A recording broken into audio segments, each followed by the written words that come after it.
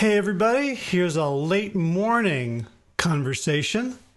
Howard Jacobson here with Sick to Fit, Well Start Health, Well Start Coach, and the Plant Yourself podcast. Today, UPS just arrived. Cool. Today I want to talk about coaching in honor of the Well Start Coach training, which begins in November. And this is something that will be useful both for coaches and for any of us who are trying to solve our own mysterious behavioral problems. And the idea is very often we do a good job of solving the wrong problem. And let me give you an example. Let's say a client comes to me and says, I've had a really rough week with food. I get home from work and I snack on crap, on junk food before dinner. And I've gained a few pounds over the last couple of weeks from doing this. So our inclination as human beings is to give advice, is to help the person just solve the problem, to give them some suggestions. Hey, have you tried this? What about this? Bye, UPS. That was quick.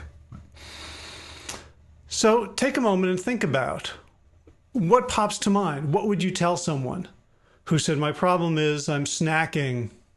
Hello, Michelle, who is snacking before dinner. Come home from work and they're eating, candy bars or donuts or crackers and cheese, even raisins and nuts and healthy trail mix. But so what would you tell them?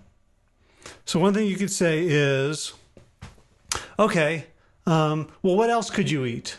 Are there some healthier things you could eat? Could you have some crudité in the fridge with hummus? Maybe have fruit, bananas and apples and oranges that you could eat instead. So one quick answer is, okay, do something else instead. What else might you think of saying? Okay, well, where is this stuff? Where are you getting this stuff? Just stop going to that store. Hey, Elizabeth, stop, take a different route home so you don't stop by the 7-Eleven or the Krispy Kreme or the Jack in the Box or whatever. Is there still Jack in the Box? I don't know. It popped out of my mouth. I haven't seen one in years. All right, just take a different route home and then you won't be tempted. And you might come up with other things based on your own experiences, based on you mapping what you've heard onto your own story or other clients you've helped or other family members. And so what we could do is we could tell somebody, okay, what I want you to do is, or just, go home and create a rule, no eating till dinner. All right, okay, okay, I could try that. Great, I'll do that.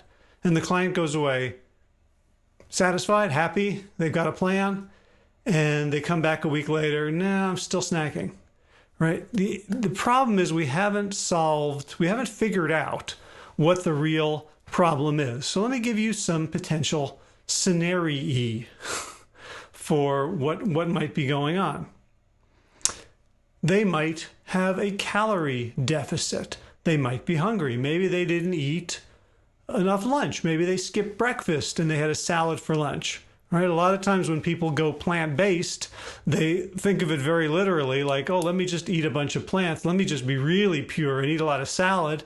And maybe they're getting 750 calories a day and they need 1,600.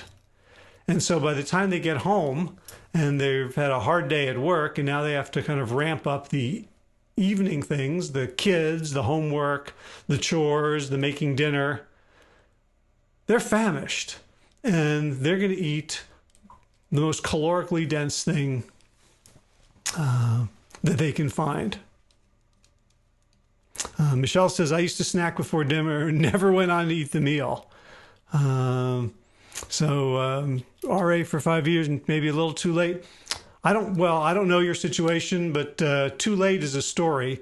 And too late as a story is only disempowering. So whether things can be reversed or not, I'd say drop the idea of too late because that's a disempowering prediction. Anyway, back to our hypothetical snacker. So if that's the case, then the thing to deal with is not what they do when they get home from work and they're starving. the thing to deal with is breakfast and lunch. And so by asking questions and not jumping into giving suggestions, we might identify that the highest potential solution point is not where they have drawn our attention. And that's common. That's almost a given, that the place they're looking to solve the problem is not where the problem can be solved. That is, and that's true for all of us. Because you know what? If we could have solved the problem at the obvious point, we probably would have. Like, do you think that people are so clueless that they go, oh, gee, I never thought of eating an apple, or I never thought of resisting not having the chocolate bar, right?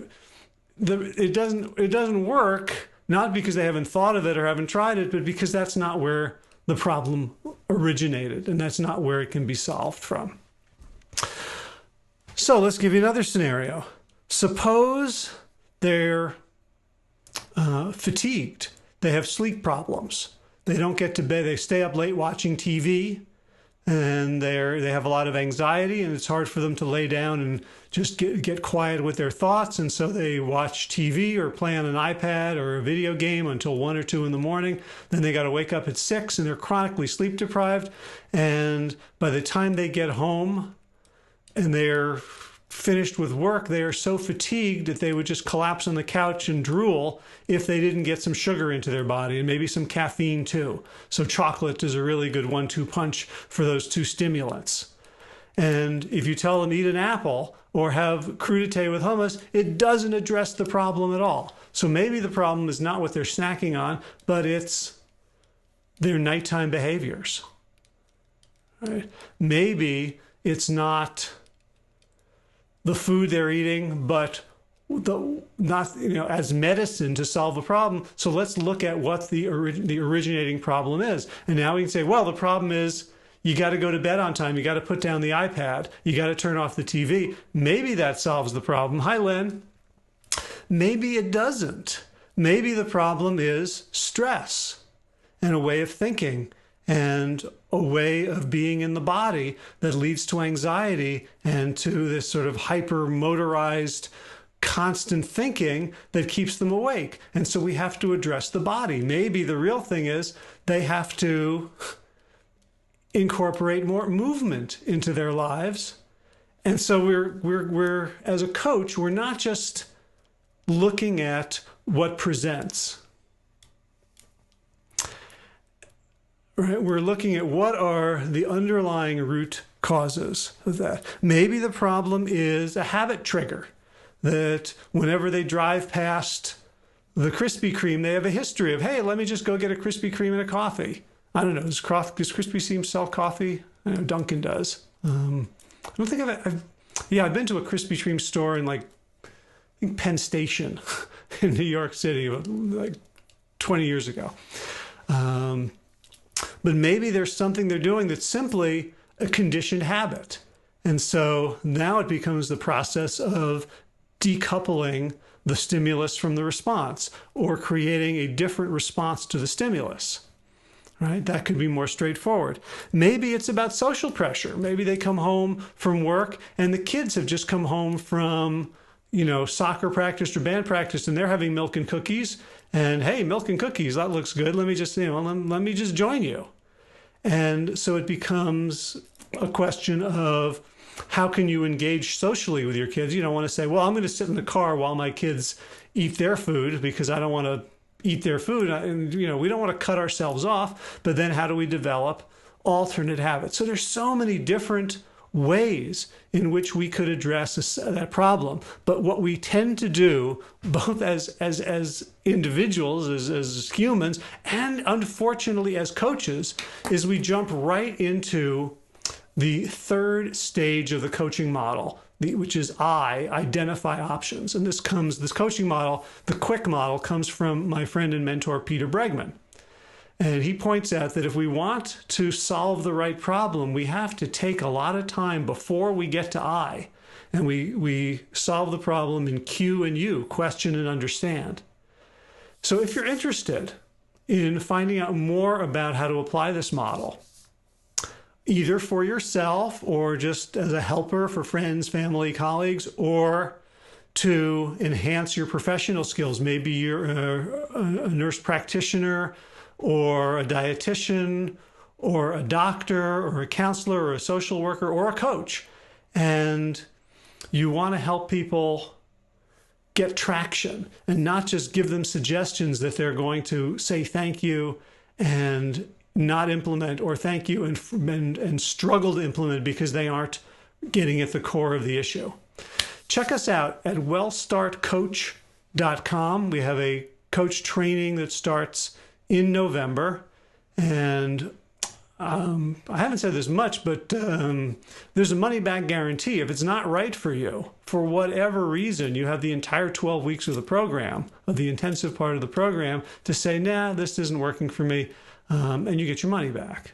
So there's really, the onus is on us, not on you, to make sure that this is a good program. And also, we don't just let anybody in.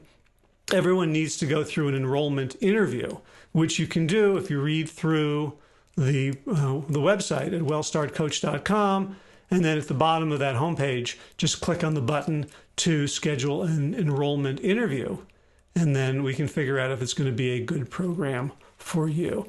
So I see there are a bunch of folks on now. Any questions for me before we close for today?